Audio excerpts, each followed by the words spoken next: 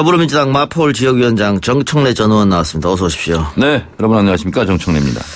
자, 유엔 총회 기조연설 이야기부터 해봐야 될 것 같은데요. DMZ 평화지대를 만들자. 문 대통령이 이렇게 제안했습니다.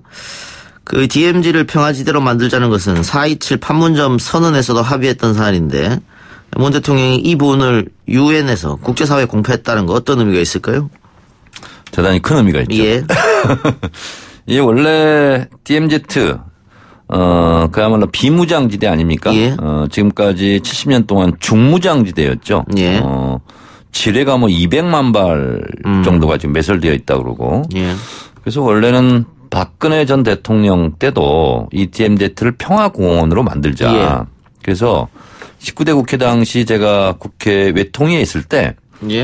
예산까지 책정했었어요. 300억 정도 예. 조성비를 책정했었는데 당시 박근혜 전 대통령 때는 대북 확성기로 서로 비난전을 펼치고 있었던 때라 예. 실현이 불가능하고 불용 처리됐죠. 예. 근데 이제 그 앞에 국제자를 하나 더 붙였어요. 문재인 대통령 이번에 유엔 연설에서는. 예. 그래서 이 DMZ 평화공원 내에 국제기구를 설치하자. 그러면 개성공단과 금강산이 전쟁 방지턱 역할을 했다면 예.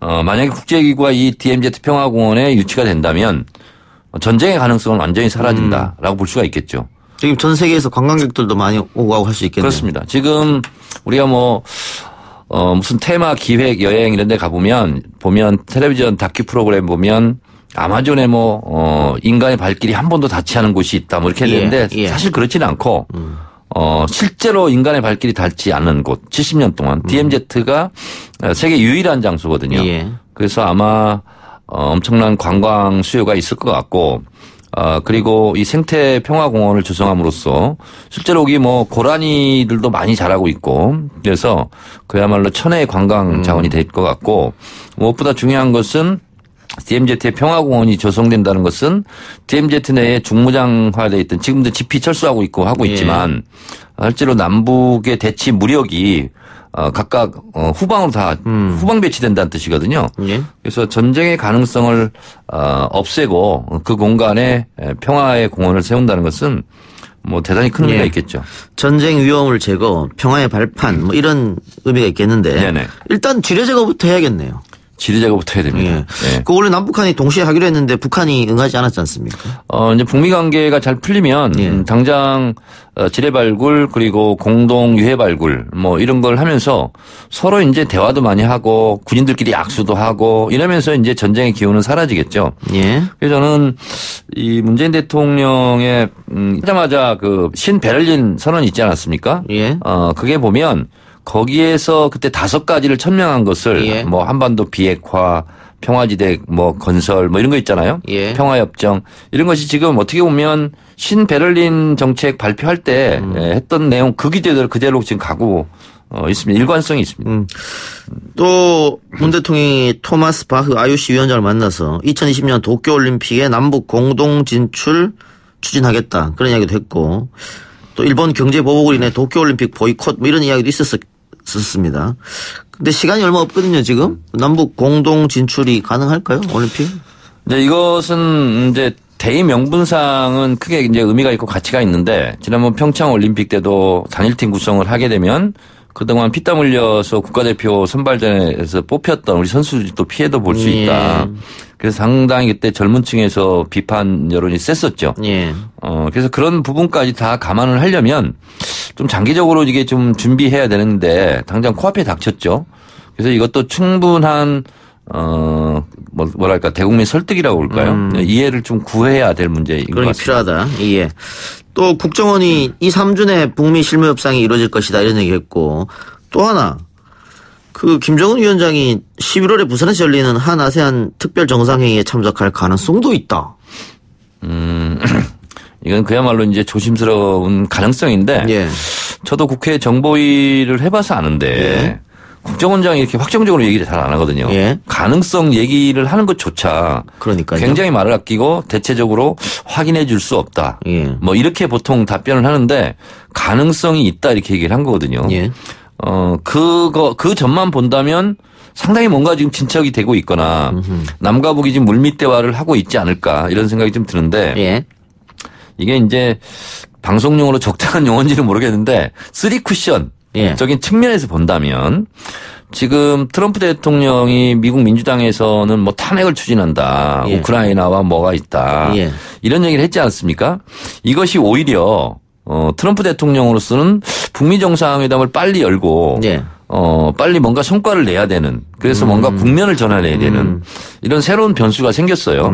그렇다면 김정은 위원장으로서는 남과 북이 만나서 무엇을 결정하고 하는 것보다는 일단 미국과 뭔가 매듭을 지어야 답방도 가능하지 않을까 그런 면에서 본다면 시기적으로는 굉장히 좀 이렇게 얼마 되지 않아서 이제 실현된다면 실현될 일인데 글쎄요 저는 제가 웬만하면 낙관적으로 얘기하는데 여러 가지 관계상 좀 힘들지 않을까 이런 생각을 합니다. 네, 그 많은 전문가들도 그 2, 3주 내 실무협상에 들어간다는 것은 동의하는데 11월에 김정은 위원장이 온다? 이것은 갸우뚱하더라고요. 그리고 더군다나 이제 부산에서 한다. 예를 들면 이 장소가 제주라면 오히려 좀 가능성이 있는데 북한에서 의제 못지않게 중요한 게 경호 문제거든요. 그렇겠죠. 그리고 만약에 북한의 입장으로서는 자기들의 최고 존엄이 무슨 뭐 화형식을 한다거나 반공단체 이런 데서 뭐 시위를 한다거나 이런 것을 못 견디거든요. 근데 이제 부산 같은 경우는 경호상 많은 어려움이 있죠. 부산, 예를 들면 제주도 같은 경우는 다 막아놓고 하면 그런 일이 없을 텐데 그래서 부산에서 한다? 이게 좀 어렵지 않나 이런 생각이 듭니다. 근데 북미 정상회담이 그 사이에 이루어지고 뭐 좋은 결론이 난다면 기대해 볼 수도 있는 거 아니겠습니까? 근데 그러기엔 너무나 촉박한 시간이에요. 벌써 지금 이제 9월도 다가고 10월인데 11월에 이 행사가 있는데 실무 협상하고 또 북미 정상회담하고 또 답방하고 이러기에는 좀 너무 촉박한 시간이죠. 근데 어쨌든 2, 3주 내에 북미 실무협상이 들어간다는 건 10월 달에 들어간다 이렇게 보면 되겠네요. 그러니까 아무리 늦어도 10월 말 11월 초에는 북미 정상회담을 뭘 해야 트럼프 대통령으로서도 대선 캠페인에 뭘 활용할 수 있겠죠. 미국은 지금 뭐 다 대선 속으로 지금 빠져 있거든요. 한미 정상회담과 관련해서 자유한국당에서는 맹탕 정상회담이었다. 아무것도 건진 게 없다. 뭐하러 만나러 갔냐 이런 비판이 나오던데. 맹탕 쓸데없는 얘기를 하고 있는데 아직 뭐 성과가 나타난 것도 아니고 그리고 또 유엔 총회에서 대한민국의 대통령으로서 비무장지대를 국제평화기구 공원으로 하자 하는 것만으로도 굉장히 의미가 있는 거죠. 그 한미 정상회담에 대한 브리핑 다 못했을 것이다. 뭔가 핵심적인 것은 발표하지 않았을 것이다. 이런 추측도 있더라고요. 그러니까 미국 입장으로서는 트럼프 대통령이 김정은 만나기 전에 실무협상 들어가기 전에 미리 패를 깔 필요가 없다. 자, 이게 이제 DMZ가 국제평화공원으로 만들자 그리고 유엔 뭐 국제기구도 유치하자 하는 것이 이제 큰 포석이었다면 아마 제가 추측컨대는 한미 정상회담을 하면서 트럼프 대통령한테 이렇게 얘기했을 것 같아요. 지금 당장 북한은 체제안전 보장 그리고 대북 경제제재 해제 이걸 요구하고 있는데 당신이 지금 대선에 나가 있는데 대북 경제제재를 완화한다 그러면 민주당으로부터 엄청 공격받을 것이 아니냐. 그러니까 그 부분은 우리 대한민국이 좀 뭔가 역할을 하겠다. 그래서 금강산 개성공단을 열므로써 실제로 경제 협조가 경제 협력이 될 수 있도록 우리가 그것은 유엔 제재를 피해 나가는 그런 각도에서 우리가 역할을 할 테니 트럼프 대통령은 그거에 대해서 모른 척 좀 하고 있어라. 이렇게 얘기하지 않았을까? 오가지 않았을까? 뭐 그런 얘기를 했다라면 그것은 자유한국당에서 절대 알 리가 없죠. 그렇죠. 알겠습니다. 그럴 수도 있겠다는 생각이 들고요. 자, 최근 트럼프 대통령이 볼턴을 경질하고 새로운 방법론에 대해서 이야기했는데 새로운 방법론이 어떤 거라고 보십니까? 새로운 방법론은 다른 게 없습니다. 뭐 동시적, 단계적 북한이 주장했던 부분에 대해서 좀 이해했다 이제 이렇게 저는 보고 있거든요. 근데 이 핵 문제를 완벽하게 해결하는데 뭐 10년이 걸린다, 더 이상 걸린다 뭐 이렇게 하는데 뭔가 동시적으로 주고받는 게 있어야 되지 않겠습니까? give and take. 동시적으로 주고받으면서 단계적으로 원 스텝 나간다. 스텝 바이 스텝으로. 그 부분 말고는 해법이 사실상 없어요. 왜냐하면 이게 무슨 올로와 나슨 게임도 아니고 소비의 총잡이처럼 서로 총을 겨누고 있다가 동시에 내려놔. 어떻게 내려놓습니까? 서로 신뢰하지 못하고 있는 상태에서. 알겠습니다. 자, 국내 정치 이야기도 좀 해보죠. 자, 조국 법무부 장관 압수수색을 계기로 민주당 내 분위기도 조금 안 좋은 것 같습니다.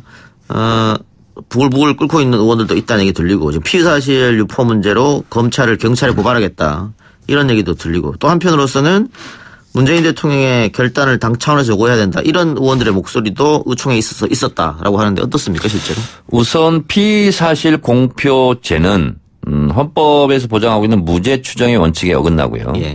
그리고 형법 126조 수사관 또 수사관 주변에 지휘 감독한 사람들이 이제 피의 사실을 유출했을 경우에는 3년 이하의 징역, 5년 이하의 자격 정지 이렇게 이제 주게 돼 있어요. 근데 지금까지 한 번도 이걸 가지고 처벌당한 사례는 없다고 그럽니다. 예. 역시 검찰이 세긴 센 거죠. 근데 이번 조국 장관 관련해서 검찰이 아니라면 알 수 없는 그런 내용들이 언론에 예. 보도되는 걸 보면서 예. 이거는 검찰이 의도적으로 흘린 거 아니냐. 일단 이것이 이제 정황이에요 지금까지. 그리고 오늘 뭐 이러저런 언론 보도를 보니까 조국 장관 집에 가서 압수수색을 했는데 압수수색 영장 목록에는 조국 장관과 부인이 함께 사용한 컴퓨터에 대한 압수수색 그때 조국밖에 안 나왔다는 거예요. 네. 근데 이제 만약에 그렇다면 조국 장관의 압수수색 목록이 조국 장관이 함께 사용했던 컴퓨터라면 근데 조국 장관 집을 압수수색함으로써 조국 장관이 뭔가 혐의가 큰 거에 있는 것처럼 예. 지금 이미지가 돼 있는 거 아닙니까? 이런 부분이 어떻게 보면 웃으면서 때리는 경우죠. 그래서 제가 봤을 때는 이 부분에 대해서는 과도하다 이런 부분이 이제 저희 당내에서도 이제 팽배한 게 사실이고 예. 그러나 제가 취재한 결과 의총에서 조국 장관이 물러나야 된다 이런 얘기를 한 사람은 없는 걸로 예. 알고 있습니다. 알겠습니다. 이거 어떻게 결론이 날까요? 지금 검찰도 사활을 걸고 수사를 하고 있는 것 같고 또 정부 여당 청와대 조국 장관도 마찬가지입니다만 여기서 물러나면 안 된다 이런 생각을 갖고 있는 것 같거든요. 결과 여부를 떠나서 예. 조국 장관도 엄청나게 지금 뭐 타격을 입었고 본인도 스스로 표현하듯이 만신창이가 됐다 이렇게 얘기를 하고 있지 않습니까? 검찰 윤석열 총장조차도 결과 여부를 떠나서 어떻게 보면 엄청나게 회복하기 어려운 그런 예. 상처를 받고 있지 않나. 예. 그리고 대검찰청에 지금 뭐 수만의 시민들이 계속 모이고 있지 않습니까? 예. 이번 주 토요일 날도 또 모인다는데 예. 윤석열 총장으로서는 여러 가지 만감이 교차할 것 같아요. 예. 박근혜 국정농단 사건 때 특검할 때는 이렇게 국민들로부터 엄청난 지지를 받다가 예. 지금에서는 또 그 반대의 상황을 지금 내몰리고 있는 거 아닙니까? 예. 누가 봐도 과도한 것 같습니다. 이게 지금 그 여론조사 흐름을 봐도 검찰 수사가 과도하다는 의견이 높게 나왔습니다. 최근 조사에서. 그러니까 이게 얼마나 엄청나게 무지막지한 수사냐면 최순실 국정농단 사건 때 투입된 검사가 24명. 예. 이번에 조국 장관 수사는 40명. 예. 그리고 압수수색은 70군데. 이거 뭐 단군 이래 최대의 압박 수사인 것 같아요. 예. 근데 과연 아이들 개인 자기소개서 뭐 표창장. 인터넷 활동, 예. 표창장 이게 무슨 예. 이렇게 대형 무슨 게이트처럼 하고 있죠. 게이트처럼 이렇게 할 사안이냐. 그러니까 조국 후보 임명을 찬성하지 않는 국민이 여론조사로서는 높지만 해도 너무한다. 수사가 예. 너무 과도하다. 예. 하는 것도 국민 과반수가 예. 좀 높지 않습니까? 그게 검찰도 위기다 이런 생각이 듭니다. 어제 저희 방송에 출연한 진성준 전 의원 그리고 어제 알릴레오 방송에서 유시민 작가 검찰이 수사에서 아무것도 나오지 않다거나 정경심 교수를 구속 영장을 신청했는데 기각당하거나 이럴 경우에는 윤석열 총장이 책임을 져야 된다 이렇게 얘기했는데 동의하십니까? 본인들이 만약에 구속영장을 청구했는데 근데 기각이 됐다. 뭐 어떻게든 책임을 져야 되지 않을까요? 어떤 식으로라도. 네네. 예. 우리가 엄청난 또 여론의 역풍을 맞을 텐데. 예. 그리고 기소를 할 때부터 좀 무리한 기소였다. 이런 얘기가 있지 않았습니까? 예. 예. 어쨌든, 조국 논란, 뭐 이런 걸로 지금, 정치권이 또 한 번 세게 붙는 그런 모양새인데, 뭐 국회 일정 자체를 자유한국당에서 보이콧하거나 이러진 않겠죠? 지금 어쨌든 내달 2일부터 예. 국정감사가 이제 시작이 되는데 뭐 또 조국 국정감사죠. 예, 지금 조국 장관 관련된 사람들을 국정감사장에서 증인으로 세우겠다. 이게 자유한국당 작전인 것 같고 민주당이 또 맞불른 것 같아요. 그러면 나경원 원내대표의 아마 아들 의혹 뭐 이런 것 증인 세우겠다 이렇게. 자 이제 조국 장관 수사는 어느 정도 이제 언젠가는 마무리되지 않겠습니까? 예. 그러면 그 칼끝은 자유한국당을 향하죠. 패스트트랙 수사가 패스트트랙에 타게 되고 예. 그리고 나경원 원내대표 아들 제일 논문 저자 의혹도 이미 고발된 상태예요. 예.